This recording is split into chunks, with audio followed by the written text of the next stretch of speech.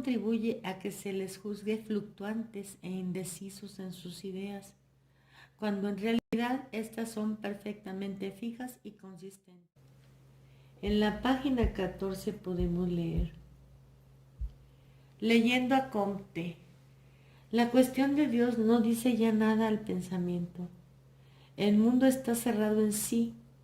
Usando una conocida expresión de Laplace, la hipótesis Dios ya no es necesaria para la comprensión del mundo. Incluso entre los creyentes se extiende una sensación parecida a la que podrían experimentar los pasajeros de un barco que naufraga. Vamos a situarnos en el contexto. Estamos hablando 1971. La iglesia que habían heredado de Santidad Pío XII era una iglesia en pleno crecimiento. Los católicos amaban su fe, conocían su doctrina, participaban en los sacramentos, en la acción católica, en el movimiento familiar cristiano, en los cursillos, etc. Pero aparte, los seminarios estaban llenos, igual que los conventos. Los colegios y las universidades católicas estaban en constante crecimiento y la conciencia católica no estaba infectada por las herejías que estos modernistas traían a cuestas, porque los santos padres habían puesto en el índice de los libros prohibidos semejantes venenos.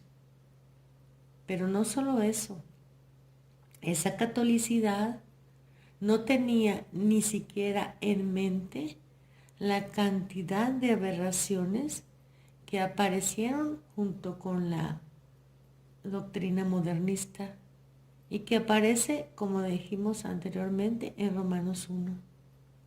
Lo peor de todo es que esto le fue enseñado al católico en los confesionarios, sí, con preguntas terribles a niños muy chiquitos, a jóvenes y adolescentes. Ahí se les dio cátedra de pecado, así como en las universidades y en los colegios católicos. Ellos empezaron a corromper a los fieles de una manera diabólica. Y esto hay que decirlo alto y claro. Y sin embargo, estos hablan a nombre de los fieles, igual que cambiaron la misa según porque los fieles querían los cambios, y así en nombre de los fieles hicieron todos estos desastres. Pero sigamos leyendo este apóstata. Tras tales reflexiones late una profunda escisión entre los mundos de la fe y de la ciencia, escisión que parece imposible de superar y que, por consiguiente, considera que la fe es algo irrealizable. Veamos a grandes rasgos dónde radican los puntos críticos de este planteamiento. Él nos adjudica a nosotros, pero esto es pensamiento modernista de los teólogos de la apostasía. Nos adjudica al hablar como iglesia a todo su pensamiento, pero no es nuestro. La dificultad comienza ya en la primera página de la Biblia, para ti modernista, no para nosotros. La concepción de la creación presentada por ella contradice abiertamente todo lo que sabemos hoy sobre la constitución del cosmos. Cierto que es dominio común que estas páginas no quieren ser un manual de historia natural y que por consiguiente no hay que entenderlas a la letra como una descripción del devenir cósmico. Con todo queda un cierto malestar. O sea, ¿para quién? Para ti, para los modernistas, para nosotros no. Subsiste el resquemor de que esto sea una salida fácil, que no hay forma de apoyar en los mismos textos originales, y así se siguen planteando preguntas a casi todas las páginas de la Biblia. Sí, él es un cuestionador de la inerrancia de las escrituras, y como la religión surge del sentimiento, pues, ¿cuál problema para rebatirlas? Nos resulta demasiado chocante la imagen del barro transformado en hombre por la mano de Dios y también la imagen de la mujer formada del costado del hombre dormido y reconocida por él como carne de su carne, como solución al problema de su soledad. Sí, quizá hoy volvemos a comprender tales imágenes como expresiones simbólicas sobre el hombre. Comprendemos que la verdad de estas imágenes está en un plano totalmente distinto al descrito por la doctrina de la evolución y la biología. Con todo, admitimos que es verdad lo que dicen e incluso que es una verdad más profunda que alcanza más a lo auténticamente humano del hombre que las afirmaciones de la ciencia natural, por exactas e importantes que éstas sean. Todo esto lo admitimos, pero llegamos al capítulo siguiente. ¿Se fijan cómo va introduciendo el veneno? Se burla, cuestiona y luego acepta, reticente. Todo esto lo admitimos, pero llegamos al capítulo siguiente y nuevos problemas. La historia de la caída. ¿Cómo compaginarla con la opinión de la ciencia natural? Según esta, el hombre no comienza arriba sino abajo. Oh, ¿cómo es posible? Nuestros primeros padres eran perfectos, con dones sobrenaturales dados por Dios. ¿Cómo lo vamos a creer si la ciencia lo cuestiona? Según esta, el hombre no comienza arriba sino abajo, no cae, sino que asciende poco a poco. Es más, solo así llega a transformarse de una fiera en un hombre auténtico. Lo sentimos, Ratzinger, te equivocaste. ¿Y el paraíso? El mal y la muerte estaban en el mundo mucho antes de que el hombre existiese. Crecían cardos y espinas mucho antes de que un hombre hubiera abierto sus ojos. Y aún más, este primer hombre era apenas consciente de sí mismo, estaba completamente entregado a las necesidades de una existencia que se le fue imponiendo penosamente. Estaba bien lejos de poseer esos dones de ciencia perfecta que le atribuye la antigua doctrina del paraíso. ¿Se fijan? Inyecta su veneno profundo, profundo en el corazón de la fe. Ahora veamos cómo sigue.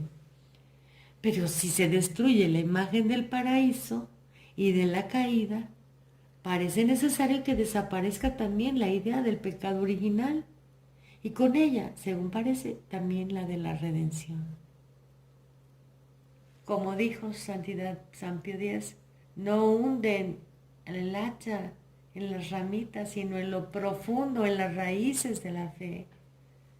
Es un hereje contumaz, es un malvado.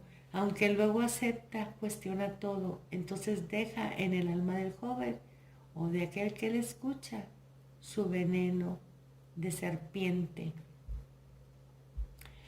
Como acabamos de hacer con la imagen del Dios creador que infunde espíritu al barro de la tierra para crear al hombre, podríamos también ahora presentar reflexiones semejantes. Como en este caso, podríamos también ahora hacer patente que la verdad del hombre alcanza más allá de las constelaciones de la biología, que el hombre biológicamente considerado empiece abajo, aún no nos aclara nada sobre si comienza abajo sustancialmente o quizá más bien su auténtico comienzo. El punto de partida del ser del hombre radica arriba. No lo soporto. Continuemos pues observando estas cuestiones y contradicciones que pesan en la conciencia general. ¿En la conciencia general de quién? De los apóstatas. No metas tu veneno ni nos invites a tu apostasía. Así podremos calibrar lo más exactamente posible toda la agudeza de la problemática que surge ante nosotros tras la palabra fe y ciencia. Tras el pecado original, de nuevo, una imagen bíblica sobre la historia. Se coloca a Adán en un periodo cultural que ha de fecharse alrededor del año 4000 a.C. Este dato concuerda de hecho con la cronología bíblica, que hace transcurrir aproximadamente 4000 años desde los comienzos hasta Cristo. Pero hoy todos sabemos que en este momento habían transcurrido ya cientos de miles de años de vida y de esfuerzos humanos. La Biblia no abarca estos años, dada su imagen de la historia, una imagen que se limita al marco del pensamiento antiguo oriental en que ella misma nació. vuelva a cuestionar, no son los 4000 años o los 6000 años, son los que dijo la ciencia y se acabó. Hemos tocado algo muy cercano, la investigación crítico-histórica o histórica-crítica que menciona la Pachendi. La investigación crítico-histórica nos ha puesto de manifiesto la total humanidad de la Biblia. No sobrenaturalidad, sino humanidad, reverenciada por la fe como palabra de Dios. La Biblia no solo sigue las formas literarias de su contorno, incluso en su forma de pensar, lo que es propiamente religioso, está determinada por el mundo en que se ha formado. ¿Podemos creer nosotros todavía en ese Dios? Ahí va el veneno otra vez. En el Dios que llama a Moisés desde la zarza ardiente, que castiga a los primogénitos de Egipto, que conduce a su pueblo a la lucha contra los habitantes de Canaán, que permite que Usa caiga muerto porque se atrevió a tocar el arca santa. ¿No es esto para nosotros sencillamente antiguo oriente, interesante, importante, quizá como pasos de la conciencia humana, pero nada más que eso, y no expresión de lo que Dios ha revelado? Pasemos al Nuevo Testamento. No hay duda de que nos toca mucho más de cerca que el Antiguo. El espíritu que se respira en él nos afecta aún hoy de modo inmediato, en oposición a los relatos de no pocos textos del Antiguo Testamento que con frecuencia nos resultan inhumanos e inquietantes. Ay, ¿quién puede soportar este Señor? Pero la exigencia que nos presenta considerándolo a fondo es aún mayor. Ahora todos los sucesos se ligan a la figura de Jesús de Nazaret. Un hombre concreto es el centro de toda la historia, el que decide el destino de la humanidad entera. ¿No se palpa aquí el ingenuo deseo de una época que sencillamente no podía aún abarcar la magnitud del cosmos, la magnitud de la historia y del mundo? ¿No nos resulta mucho más acertado el pensamiento indio? Fíjense, está cuestionando la fe en Jesucristo y poniendo en su lugar el hinduismo.